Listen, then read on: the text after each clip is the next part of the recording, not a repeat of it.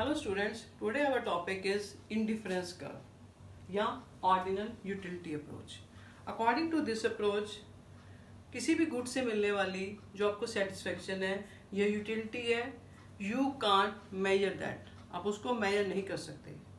Good से मिलने वाली सेटिस्फेक्शन को आप ऑर्डर में बता सकते हो, ऑर्डर में या प्रेफरेंस में, या उनको रैंकिंग दे सकते हो कि मेरे को कौन सी गुड से ज़्यादा सेटिस्फेक्शन मिली. अगर मैं 2 गुड्स की कंजम्पशन कर रही हूँ तो मैं ये बता सकती हूँ मैं नंबर 1 पे किसको रखूँगी, नंबर 2 पे किसको, रैंकिंग दे सकती हूँ, ऑर्डर में बता सकती हूँ या प्रेफरेंस में बता सकती हूँ.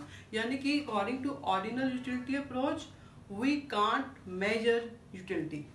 जो अपना लास्ट टॉपिक था, पिछला टॉपिक था, that was cardinal utility approach. According to that आप यूटिलिटी को माप सकते हो in utils.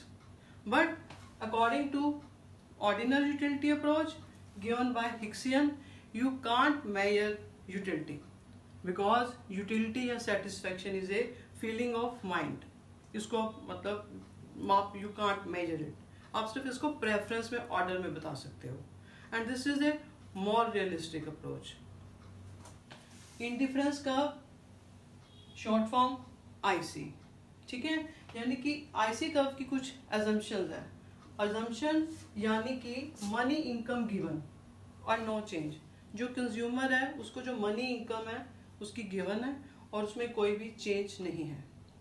Second, 2 goods which are substitute of each other. यानी कि जो कंज्यूमर है सिर्फ 2 गुड्स की कंजम्पशन कर रहा है और जो गुड्स हैं वो आपस में सब्स्टिट्यूट गुड्स हैं.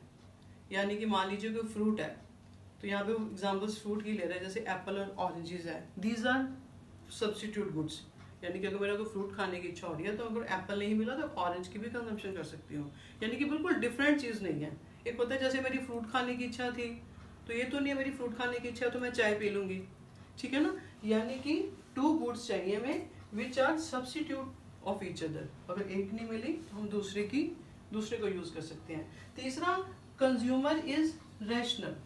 रैशनल का मतलब होता है वो हमेशा ज़्यादा से ज़्यादा सेटिस्फेक्शन अर्न करना चाहता है, अपनी मनी इस तरह से स्पेंड करता है कि ज़्यादा से ज़्यादा उसको सेटिस्फेक्शन मिल सके.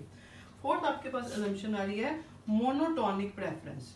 ये कई बार शॉर्ट में भी आपको पूछी जाती है, what is monotonic preference. Monotonic preference मतलब जो कंज्यूमर है ऑलवेज प्रेफर मोर गुड्स. अगर उसको 2 ऑप्शन दी जाए, मान लीजिए उसके पास कोई 2 उसको ऑप्शन दे दी, कोई एक में उसके पास मान लो एप्पल है 10 है, ऑरेंजेस 7 है, ठीक है, 2 गुड्स का कॉम्बिनेशन दे दिया. अगर यही उसको और एक ऑफर दे दी कि आपको जी ठीक है पहली गुड तो 10 की 10 ही है यूनिट है, दूसरे में 7 की बजाय 8 यूनिट्स हैं, तो वो हमेशा इसको प्रेफर करेगा फिर दिस वन, बिकॉज क्योंकि वो ज़्यादा से ज़्यादा सेटिस्फेक्शन अर्न करना चाहता है. मोर गुड्स उसको ज़्यादा प्रेफर करेगा वो, ठीक है. That is monotonic preference. ये थी आपके पास अजम्पशन ऑफ आईसी.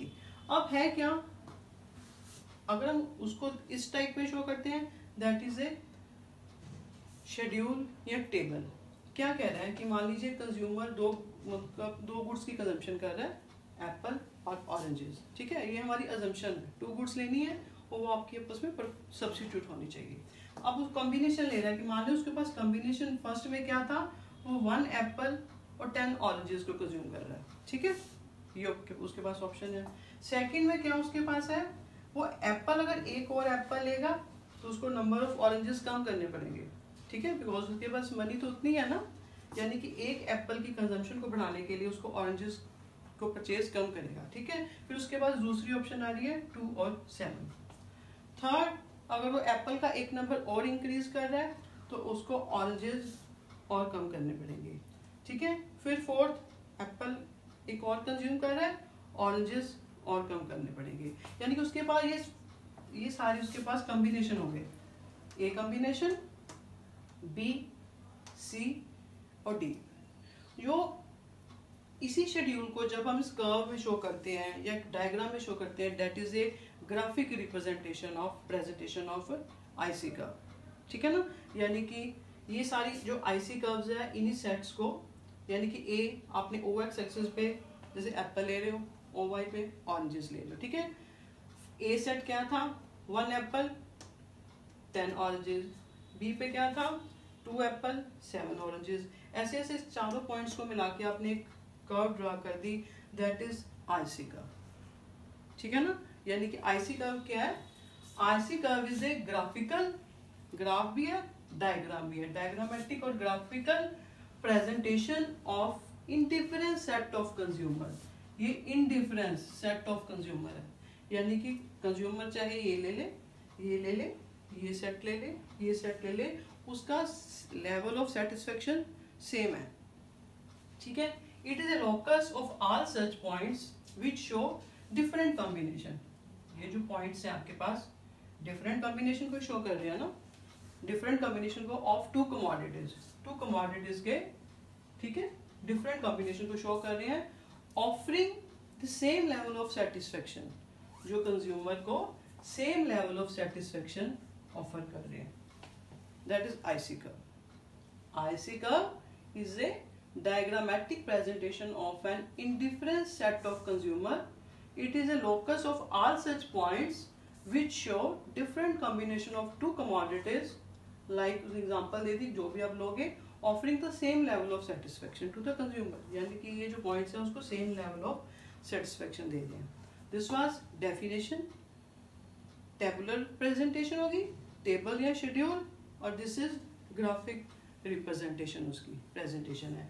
और ये इसकी प्रॉपर्टीज क्या है, what are the properties of indifference curve, या assumption तो क्लियर आपको, प्रॉपर्टीज क्या है इसकी, ये ऑलवेज डाउनवर्ड स्लोपिंग है, डाउनवर्ड स्लोपिंग, हमेशा ये लेफ्ट साइड से राइट साइड पे जाएगी, ठीक है ना, हमेशा लेफ्ट से राइट वर्ड। डाउनवर्ड स्लोपिंग है यानी कि नेगेटिव स्लोप है, और कन्वेक्स टू द ओरिजिन, ये जो शेप है आपकी सी टाइप जो शेप बन रही है, ये कन्वेक्स टू द ओरिजिन है।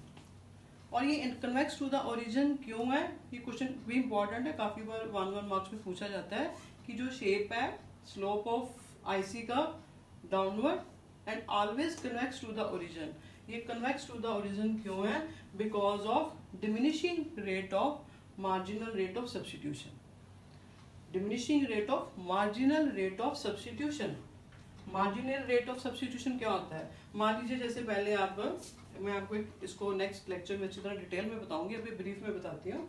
जैसे मान लीजिए आपके पास 1 एप्पल की कंजम्पशन कर रहे थे और 10 ऑरेंजेस थे, जब आपने नेक्स्ट बार 2 एप्पल्स लेने चाहे तो आपने कितना इसको सेक्रीफाई करने जा रहे थे, 3 का आपने इसको कम लिए। और नेक्स्ट केस में जब आप एक और एप्पल इंक्रीज करना चाह रहे हो तो आप इसको कितना सेक्रीफाई कर रहे हो, इसमें 2 का। और नेक्स्ट जब आप एक और एप्पल कंज्यूम कर रहे हो तो कितना सेक्रीफाई कर रहे हो आप, 1 का, ठीक है। यानी कि जो मार्जिनल रेट ऑफ सब्स्टिट्यूशन, यानी कि जो आप सेक्रीफाई कर रहे हो ना, तो वो आपका रेट हर बार कम हो रहा है, that is diminishing rate of marginal rate of substitution है, जो इसकी स्लोप आईसी कर्व की कन्वेक्स टू द ओरिजिन है। और ऐसा क्यों है, क्यों डिमिनिशिंग रेट है, because of law of diminishing marginal utility. Diminishing marginal utility क्या कहती थी आपको, जैसे जैसे आप किसी चीज की कंजम्पशन बढ़ाते जाओगे तो उससे मिलने वाली आपको यूटिलिटी फिर कम होती जाएगी।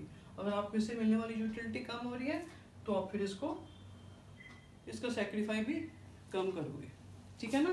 That was why IC curve is downward sloping, diminishing rate of marginal rate of substitution because of law of diminishing marginal utility.